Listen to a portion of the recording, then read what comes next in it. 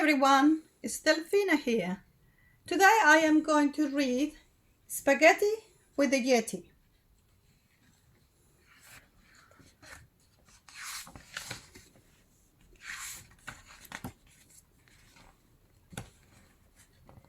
A boy called George had an excellent plan to go and discover the Yeti. He put in his backpack a warm woolly hat, a map, and a tin of spaghetti.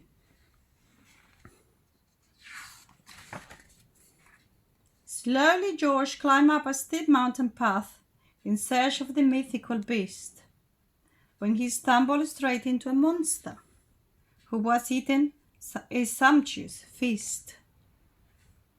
"Hooray!" shouted George. "I knew you'd be here. I'm sure that you must be the Yeti." The monster stood up with a furious gaze. "Are you crazy? My name is Betty." "So sorry, Betty," said George with a smile, "but I'm taking the Yeti some lunch." "In that case, you'll want to take some of these bones, for the Yeti likes food with a crunch."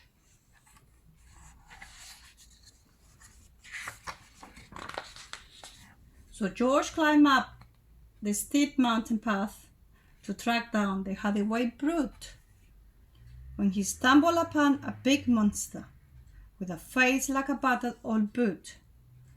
"Yippee!" shouted George. "I've tracked you down now. I have been searching so long for the Yeti." The monster glared down with the angriest growl. "How insulting! My name is Yeti."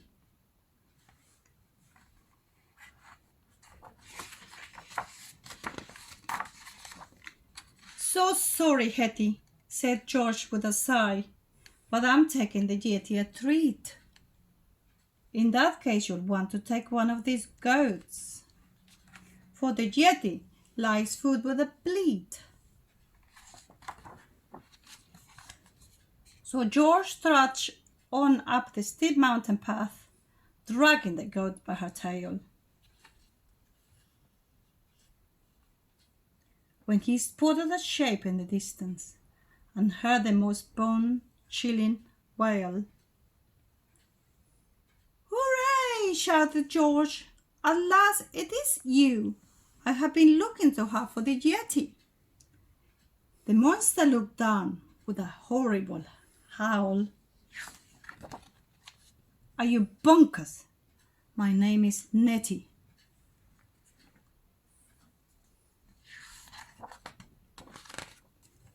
"So sorry, Nettie," sighed George, feeling glum, "but I'm taking the Yeti a snack."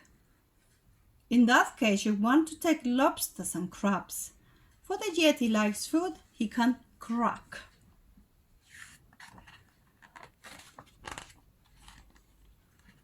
So George plodded on up the steep mountain path. The difficult climb made him puff. Exhausted, he threw himself down on the ground. "That's it," he cried. "I've had enough." As George sat despondent, his head in his hands, a shadow fell over that place. He felt something hairy, a prod in the back, and then turned and peered up at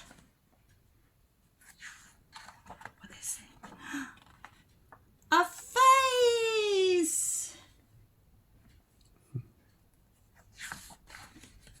"I have found you," cried George with a big happy grin, and he showed all his gifts to the Yeti.